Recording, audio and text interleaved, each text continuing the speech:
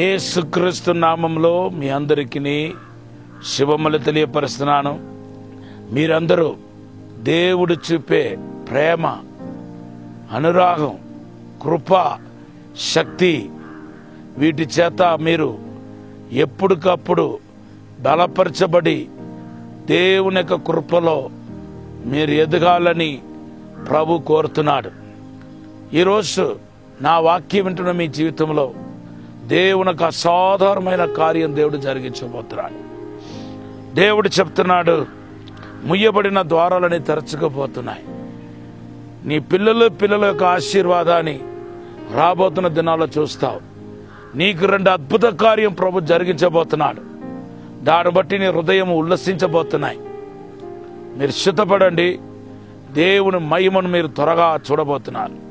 ఈరోజు దేవుడు మనకిచ్చిన వాగ్దానం యోహాను సువార్త 11:40. సో ఈ సమయంలో మన రూతు గురించి పరిశుద్ధ గ్రంథంలో ధ్యానించుకుంటా వస్తున్నాం. దేవుని బిడ్డారా, మరి జరగకూడని కార్యాలు ఆమె జీవితంలో జరిగింది వాస్తవమే. పెళ్ళి అయి ఇంకా పిల్లలు కూడా పుట్టలేదు. భర్త చనిపోయాడు. దానికి కారణం ఆమె ప్రవర్తన కాదు, తన భర్త ఇంటి వారు చేసిన తప్పిదం వలన, పొరపాటు వలన ఇటువంటి కీడు శోధన జరిగి ఉండవచ్చని మనం అనుకోవచ్చు. అయితే ఇంకా ఆ శోధనలోనే ఉండిపోకుండా నాకు ఎందుకు ఇలా జరిగింది అని ఇంకా ఆ శోధనలోనే లేకుండా దాంట్లో నుండి రూతు బయటకు రావటాన్ని మనం చూస్తున్నాం. దేవుని బిడ్డారా, మీలో కూడా అనేక మంది ఇటువంటి శోధనలో, కష్టాల్లో, ఇరుకులో జరగకూడని కార్యాలు మీ జీవితంలో జరిగి ఉండవచ్చు. కానీ ఇంకా అవే తలంచుకుంటా ఇంకా ఇలాగైపోయింది నా జీవితం, అందరు బాగానే ఉన్నారు, అందరు నవ్వుతా ఉన్నారు, నా జీవితంలోనే ఇలా జరిగిపోయింది, ఎందుకు ఇలా జరిగింది, ఎందుకు నన్ను దేవుడు చేయవిడి చేశాడు, నా పరిస్థితి ఎందుకు ఇలా అయిపోయింది చెప్పి అవే ఆలోచించకుండా, అవే మనసులో బాధపడతా, దిగులు పడతా, హృదయంలో థింక్ చేసుకోకుండా దాంట్లో నుండి బయటికి మీరు రావాలి. పరిశుద్ధాత్మ తండ్రి మీతో మాట్లాడుతున్నాడు. మీరు బయటికి రావాలి. మీరు ఎప్పుడు బయటికి వస్తారో అప్పుడే దేవుని ఆత్మ మీ జీవితంలో క్రియ చేయగలుగుతాడు. చూడండి, అపోస్తులకు అనుభవం అదేనమాట. ఇంకా వాళ్ళు జైలు ఉన్నంతసేపు జైల్లో ఉన్నారు. బయటికి రాగానే మరలా వాళ్ళు గంతులు వేసుకుంటా ముందుకు సాగిపోవటాన్ని మనం చూస్తున్నాం. పరిశుద్ధ పౌలైతే అటువంటి సమస్యల శోధనలు కూడా అపోస్తలుల కార్యం 16వ అధ్యాయము ఆయన శరచాలలో వేయబడినప్పుడు అక్కడ కూడా దేవుని స్తుతిస్తూ ఆరాధించడాన్ని మనం చూస్తున్నాం. అది ఎక్స్ట్రీమ్ పరిశుద్ధాత్మ యొక్క ఆ అనుభూతిలో ఉన్నాడనమాట.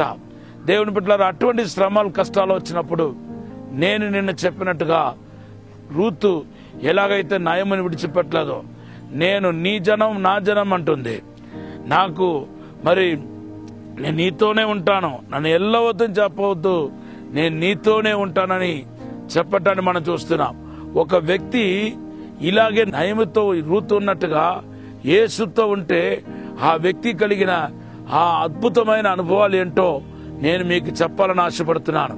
దేవుని బిడ్డలారా, మత్తయి సువార్త 26వ అధ్యాయం 40 నుండి చదివితే యేసు ప్రభుతో ఉన్న శిష్యులు, దేవుని బిడ్డలారా, ప్రార్థనలో నిద్రపోయినప్పుడు మరలా ఏం చేయబడుతున్నారంటే లేపబడుతున్నారు, అంటే ప్రోత్సాహపరచబడుతున్నారు. యేసుతో ఉన్నప్పుడు అదే జరుగుతాయండి.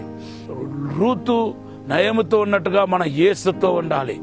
అలాగ ఉన్నప్పుడు మన ఉరికొల్పబడతాం.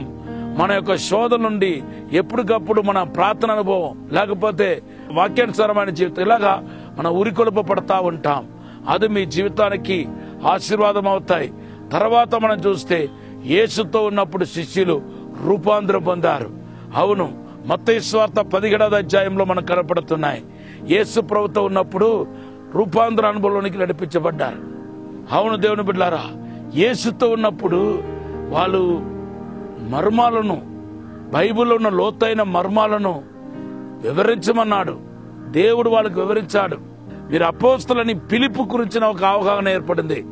దేవుని బిడ్డలారా, ఇలాగ మనం చెప్పుకుంటే వాళ్ళంటే చాలా ఆశీర్వాదాలు ఉన్నాయి. మీరు యేసుతో ఉండాల్సిన వారే. మీ జీవితం యేసుతోనే ఉండాలి. ఈ భూమిలో ఉన్న దినాల్లో యేసుతో ఉండి ఎవరైతే రూపాంతరణలోనికి వెళ్తున్నారో వారే రేపు పరలోకానికి వెళ్ళగలుగుతారు. శాశ్వత కాలం యేసుతో ఉండబోతున్నారు. ఈ మాటను దేవుడు దీవించగాక. ఈ సమయంలో చిన్న ప్రార్థన చేస్తాను. పరిశుద్ధము నమ్మకమైన పరలోక తండ్రి, శక్తి చేత కాదు, బలము చేత కాదు, ఆత్మ ద్వారానే ఈ సమస్తము జరుగుతున్నారు ప్రభా. మీరే తాకండి, ఆశీర్వదించండి. పరిశుద్ధాత్మ సన్నిధి, పరిశుద్ధాత్మ వెలుగు, మహిమ దయచండి ప్రభా. ఇప్పుడే నాయన నీతో ఉండే కృప దయచండి.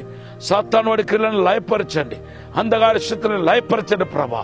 ఇప్పుడే స్వస్థత దయచేయండి అయ్యా, క్షేమం దయచేయండి, అద్భుతం జరిగించమని యేసునామములో అడిగి వేడుకుంటున్నాము తండ్రి, ఆమేన్. ప్రభువును దీవించగాక.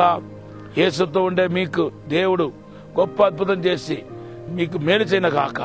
ఆదికాండం 28:15 మీ వాగ్దానం. God bless you.